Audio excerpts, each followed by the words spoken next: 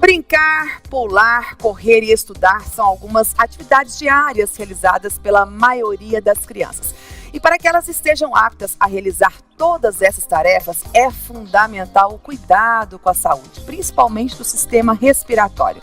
A bronquite é uma patologia respiratória comum nesse público e o diagnóstico precoce garante melhores condições de vida às crianças.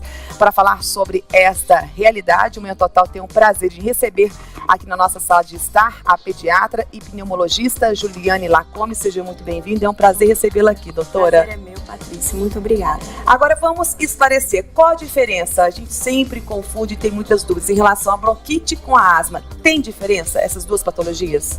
Isso são terminologias diferentes, mas no fundo, em termos de patologia, quer dizer a mesma coisa. Bronquite é um termo mais leigo, que a gente utiliza para as mães entenderem, e asma é um termo mais científico, né? Não é que a asma é mais forte que bronquite, né? As mães acham isso, mas na verdade são termos utilizados para a mesma patologia. É fator genético ou não, tanto a bronquite como a asma? Tem fator genético associado. A gente sabe que quando um dos pais, né, tiveram bronquite ou asma durante a infância, a chance do filho ter é em torno de 70%. E quando ambos os pais tiveram, a chance é em torno de 95%.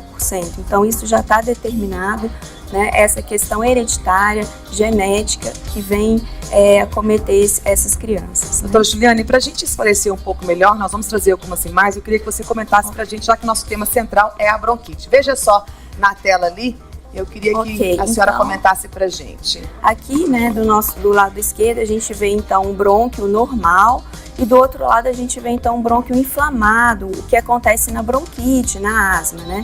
Dentro dele ali tem um aspecto, né, de secreção, que é o catarro, que nós dizemos, né? Então, a gente percebe então que teve uma diminuição da luz, né, da entrada do ar nesse brônquio, o que caracteriza então os sintomas da doença, que são a falta de ar, o desconforto respiratório e a tosse. Doutora Juliane, a crise é algo insuportável e até perigoso, principalmente para o público infantil, não é? Começa pela falta de ar. Isso. Muitas vezes começa pela tosse seca, uma infecção de vias aéreas superiores e evolui em alguns casos com a falta de ar, que é o desconforto respiratório. Os pais têm que estar muito bem orientados a tratar essa crise já em casa, no início, para que ela não evolua, né, para gravidades, para uma maior gravidade, uma crise moderada ou grave. É difícil da gente reverter, inclusive, a nível hospitalar. A gente sabe que anos atrás, num tempo mais remoto, a crise era tão intensa e os pais não sabiam o que fazer, a medicina também não estava tão avançada nesse quesito. Hoje já melhorou bastante, tem medicação mesmo que onde você está, um local ermo, um local distante de um hospital, você pode utilizar, que você socorre o paciente, ele não corre risco nenhum naquele momento. Com certeza, e os pais precisam estar orientados a, quando do início da crise, já, né, usar o medicamento para que a crise não evolua. Às vezes vai para uma viagem, para uma fazenda, para um spa, para um resort, né? Então precisam realmente levar o medicamento e estarem, né, protegidos ali se uma eventual crise acontecer, não evoluir com gravidade. A glote pode fechar? Não, porque a glote já seria uma doença de via aérea superior e a asma é uma doença de via aérea inferior. Então o paciente não chega a morrer de falta de ar? Chega. Corre esse risco? Corre esse risco, se não houver tratamento adequado desde o início da crise, se essa crise vier com uma intensidade muito forte. Então tem que socorrer a tempo, né? Tem que socorrer a tempo. Nós temos mais uma imagem na tela pra gente, Bruno, por gentileza. E essa imagem, o que diz pra gente, doutora Juliane? Então essa imagem confirma a outra imagem, né, anterior, uma diminuição da luz, né, da entrada do ar ali, naquela foto em que coloca bronquite crônica e mostrando pra gente ali a secreção, que é o catarro, né, que é fruto dessa inflamação crônica das vias aéreas. E qual o período do ano que é mais crítico para o paciente que tem bronquite? É o período do outono e inverno, né? Ele sofre mais esse período? Esse período precisa realmente ter um cuidado especial na prevenção, né? Que é muito importante a gente deixar claro que tratar as crises não é tratar a doença, né? Tratar a doença é diferente, existem medicamentos preventivos, tá? Para que ele não tenha crise. Nesse período, outono e inverno, é um período crítico para a gente tratar preventivamente, que a gente sabe que o índice, a ocorrência de crise vai ser maior. Nós temos mais uma imagem que eu quero colocar aqui na tela pra gente. Olha só, doutora Juliane. É o que você trouxe pra gente, né? Isso. Ali o normal, né? O pulmão normal. E pra quem tem a crise, no caso ali a asma, né? Isso, mostrando a inflamação e aquele outro aspecto embaixo que é a broncoconstricção, que é o fechamento do brônquio pela musculatura por aspectos inflamatórios mesmo. Quem tá em casa se identifica, né? Quem sabe, né? Quem tem a bronquite ou asma sabe muito bem o que o paciente passa, o que ele sente, né? Então a família tem que se unir, a prevenção é o caminho, né, a orientação, a medicina está aí para ajudar. E a gente tem muitas dúvidas a respeito, por isso a gente trouxe esse tema. Eu quero compartilhar agora com o Fernando Prado, que está chegando com as suas informações e a participação do nosso público. Bom dia, tudo bem com você? Bom dia, bom demais. Bom dia, doutora Juliana, tudo bem? Realmente, quando a gente fala de bronquite, principalmente infantil, as mães se desesperam, sofrem muito. E claro que nós temos muitas participações. Eu pedi para o Bruno para colocar na tela, por favor. Algumas delas acho que vocês já falaram para a gente aqui, ó. A primeira já era uma dúvida o que é a asma e a bronquite. Então, Rosa Mara já foi respondido, tá? E aí a Silvana Freitas pergunta, a bronquite pode ser uma gripe mal curada, doutora Juliana? Não, a bronquite é assim, o vírus que causa a gripe, ele pode desencadear a bronquite, tá certo? Então, por isso que as mães acham assim, que é uma gripe mal curada, mas que é o próprio vírus, né?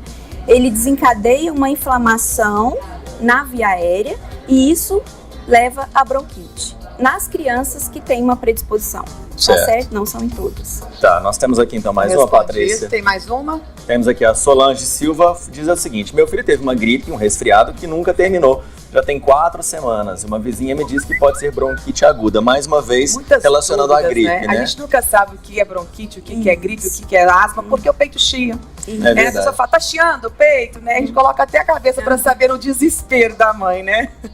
É porque assim, a gente sabe que uma gripe, que é uma infecção de vias aéreas superiores, ela vai durar em torno de 2 a 3 semanas, certo, né? E se isso prolonga, precisa de avaliação médica. Se tem febre, então 4 semanas já é bom dar uma olhada. 4 semanas. Se evolui com febre, precisa de uma avaliação médica, desconforto respiratório. Então o tempo médio é de 3 semanas. Passou disso, precisa realmente. E a coloração do catarro também é preocupante, não é? A coloração do catarro, Patrícia, é uma evolução da inflamação. Significa que não está indo bem. Isso, significa que não está indo bem, né? É uma evolução. No início o catarro é claro, aquela coriza, depois evolui com um catarro amarelado, que a gente fala que é um catarro mais maduro, né? E que pode sugerir infecção. Nem sempre é. Nem sempre é. Excelente. Patrícia, temos mais uma aqui. A Aline Teixeira, do bairro Bosque, da cidade de Araguari. Muito obrigado pela participação. Eu, quando criança, sofri muito com a bronquite. Era sempre uma tosse carregada e eu chiava muito. Tudo piorou quando comecei a ter febre. Mas depois de 1 ano de tratamento, melhorei. Ou seja, é possível melhorar, então. É possível melhorar e isso é o que a gente faz hoje. Melhorar a qualidade de vida do paciente. Para evitar a crise. Para evitar a crise. Ele vai poder fazer o esporte de preferência dele. Que bacana. Ele vai poder viajar para o lugar que ele não viajaria antes, por causa do mofo, poeira, enfim. Então, isso previne.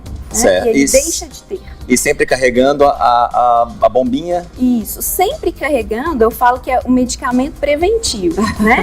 Um medicamento para que se ele tiver a crise, ele usar no momento adequado. Certo. Né?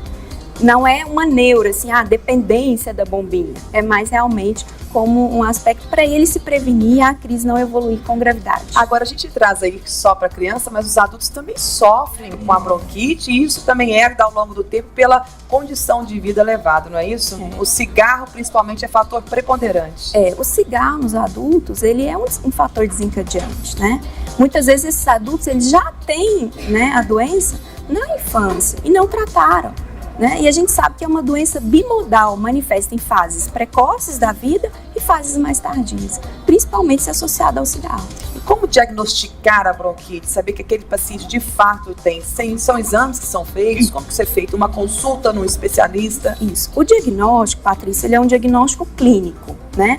Pela anamnese, pela história clínica do paciente, a gente consegue realmente já chegar no diagnóstico. Existem alguns exames que nós utilizamos para respaldar esse diagnóstico, tá? Para dizer se é uma asma leve, moderada ou grave, né? Alguns testes alérgicos que a gente faz para ver o que pode desencadear mais a asma ou não. É mais nesse sentido, mas essencialmente o diagnóstico, na maioria dos casos, é clínico, é pela história do paciente. E realmente, né, quando a gente percebe, a mãe já sente que tem algo de errado ali, né? A gripe, ela difere bastante de uma bronquite pelo comportamento da criança, né? Ela já dá indícios disso, né? Já dá indícios, porque a gripe é um quadro que a gente tem dor no corpo, febre, coriza, tosse, né?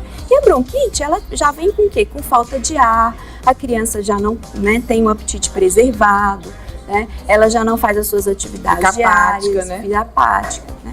É totalmente diferente. Patrícia, só manda um abraço que a gente vai conseguir responder todas as perguntas, mas a Ana Lu Guimarães participou com a gente, Patrícia Prado, a doutora Deise Carvalho, Alessandra Correia, fisioterapeuta, muito obrigado pelas participações. Gente participando. E aí só tem uma dúvida aqui que eu não sei se é mito ou se é verdade que apareceu. A criança quando está com o peitinho mais elevado, maiorzinho, isso também é um indício que pode ter alguma questão respiratória, a bronquite, uma asma? Isso é uma deformidade torácica que pode acontecer nas crianças que têm a doença e não tratam. A gente fala que é o tórax, né, um pouquinho aumentado, aumento do diâmetro antero-posterior, né, da caixa torácica. Pode acontecer nas crianças que têm e não trataram, né?